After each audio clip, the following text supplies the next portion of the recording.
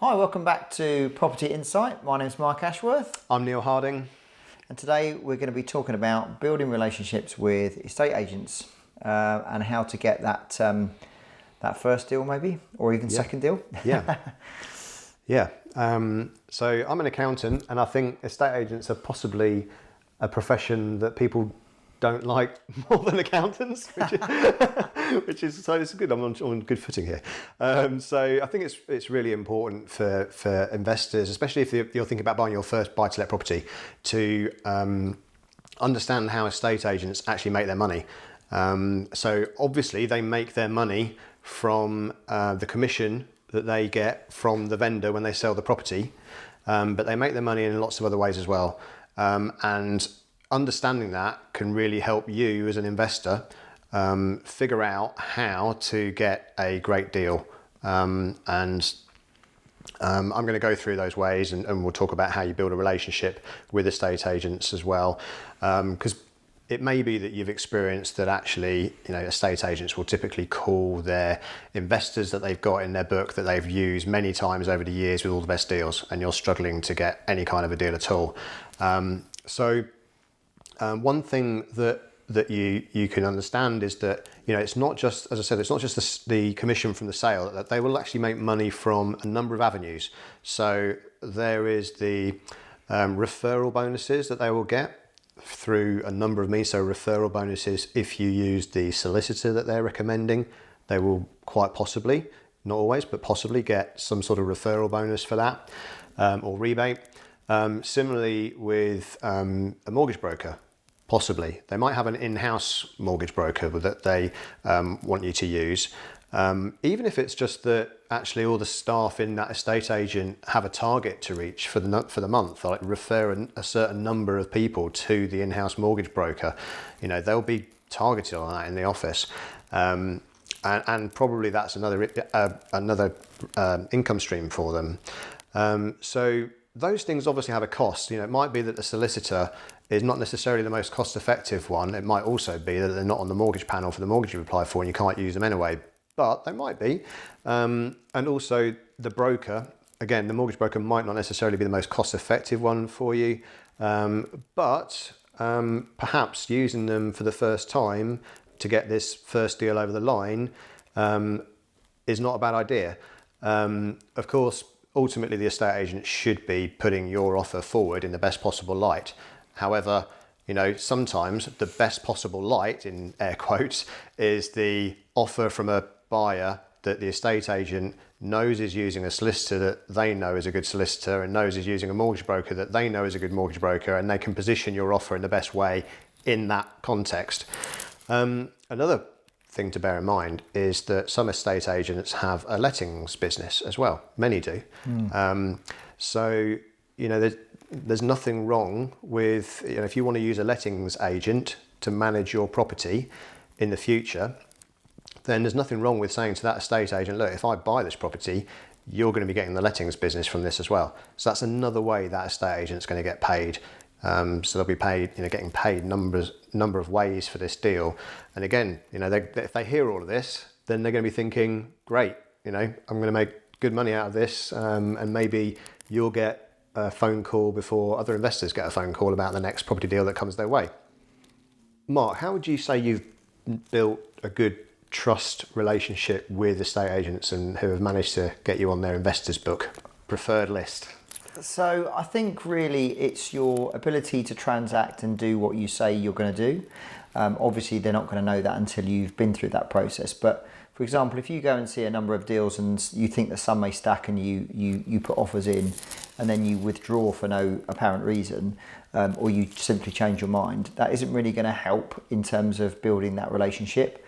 Obviously, if things fall over in the valuation process, like if the valuer goes to see the property and there's specific things about that property that aren't quite as they seemed originally, then fine. I think you need to be careful about how you then broach that with the agent to explain and give reason for you either perhaps reoffering and reducing your offer or making the decision to pull out. But what you probably don't want to be doing is going around lots of estate agents putting in lots of offers, being offered on properties and then picking one, because you'll end up finding that you're going to have to then back out on quite a few others. Also, I think choosing your area carefully, where you can pick a selected number of estate agents that are going to be offering those properties, so that you can continually see and speak to those people and be clear about what you want. It is quite important as well. Clear about the property type, and also about how you want that property managed would also be useful, because I think it then helps them to find those deals for you. But also, if you keep in touch with them, I think it's a bit of a cliche when you say you have to build a good relationship with your estate agent. Like, how do you do that? They're obviously going to have properties on the market on a regular basis. So by contacting them regularly, also you'll probably hear about properties that are coming up to be marketed. Whereas, if you just rely on your Rightmove alerts, by the time it's gone into your inbox, it's gone into everybody else's inbox as well. So if there's any opportunity for you to see those, perhaps before they go on the market, then the agents will potentially be able to discuss that with you before anyone else. Yeah, that's a great point. Yeah, some of the best deals that I've done are from estate agents that have called me before the property's gone on to Rightmove, or in fact even where the seller of the property has agreed with the estate agent. They don't want the property going to Rightmove if they can at all help it. They actually want to sell to a proven, trusted investor, where they know that the house sale is going to actually complete and not fall through, because that's what's important to them. And then there's some room for negotiation on the price in those instances as well sometimes. Yeah, I think if you Google online, there's some pretty interesting data that suggests that I think it's maybe 2 out of every 3 transactions fall through.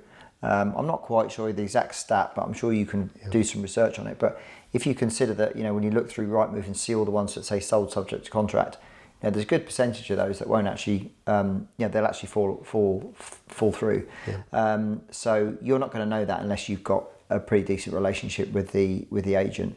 Obviously, you don't want to be calling them regularly for no reason, but certainly, you definitely want to be keeping in touch and paying some visits to properties that are on the market. And you mentioned, Mark, viewings and offers, I think, Richard, in what you were saying there, and I think that there's a couple of really good points there. So viewings are apart from the fact that they're a great thing to do anyway, view properties to make sure you're aware of what's available and what's for sale at certain prices in certain conditions. But also you can use those viewings as sort of on-site or field visits with the estate agent to talk about the state of the market, to talk about a property, to talk about what you think it's worth, what would they buy for, and actually you build the relationship during the viewings as well. Absolutely. And if you do viewings regularly, that can help build that know, like and trust relationship. And then with offers, I think offers is always a very strange thing, because sometimes you might hear advice from people saying make offers. The more offers you make, eventually you'll get one that sticks, and then that's a great deal. Sometimes you might hear advice that says, well, don't go making loads and loads of ridiculous offers, because actually it's quite frustrating for estate agents to hear that there's an offer on everything that you view that's 30% below market value or something on everything, and eventually estate agents might get a bit fed up with that. Yeah. So sometimes it's best to qualify what the deal is before you go and view it, to see if there's any sort of margin or discount available before you view. I sometimes view properties and I'll have a conversation with the estate agent there and then about, well, what sort of offer might they accept, or if you are going to offer something that's low, then it's always good to justify and explain why it is after you've viewed the property, because it might need a new bathroom, it might need a new kitchen, etc. And then you can explain your numbers as you go. So yeah, I think you can combine your conversations both on the phone and in person. And the thing with Rightmove listings is that other than the photos, which sometimes don't always give you the whole, well, in fact, in a lot of cases, don't give you the whole picture, no pun intended. It's quite difficult to tell from a listing sometimes exactly what position the vendor's in. So those conversations really are only going to find that out by having that decent relationship.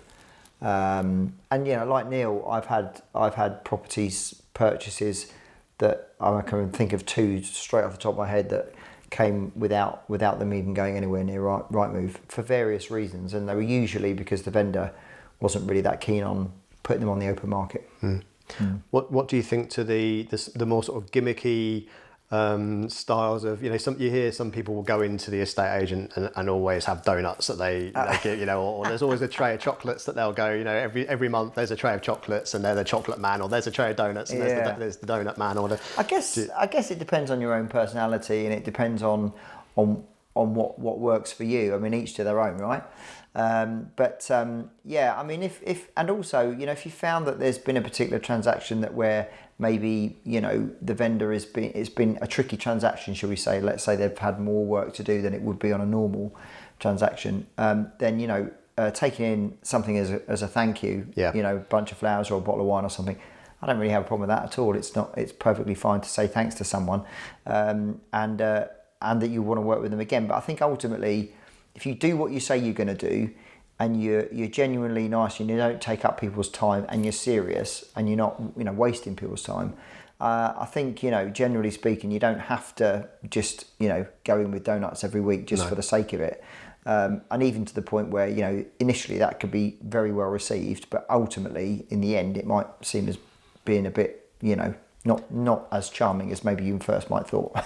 Absolutely, I completely agree. I think that the key point is, and I think you said it just there, do what you say you're going to do. Yeah. That is just the most important thing, I think, with estate agents. If you say you're going to do something and then you don't, it's not going to be long before the estate agent, to be honest, has had enough of you. So if you say you're going to view something, turn up for the viewing. If you say you're going to buy it at the agreed price, buy it at the agreed price. I mean, unless, of course, the valuation comes back and it's worth 10% of what you thought it was worth or something silly. But, do what you say you're going to do. And that will mean that you are very credible with the estate agent. And then especially by the time you come to the second, third transaction, you're buying your second, third property, it doesn't actually take that long then before the estate agent is calling you with those best deals that they've got. Absolutely. Yeah. Okay. Well, thanks very much for watching. We really hope that the content and the video has been insightful for you, and look forward to seeing you next time. Thanks. See you on the next one.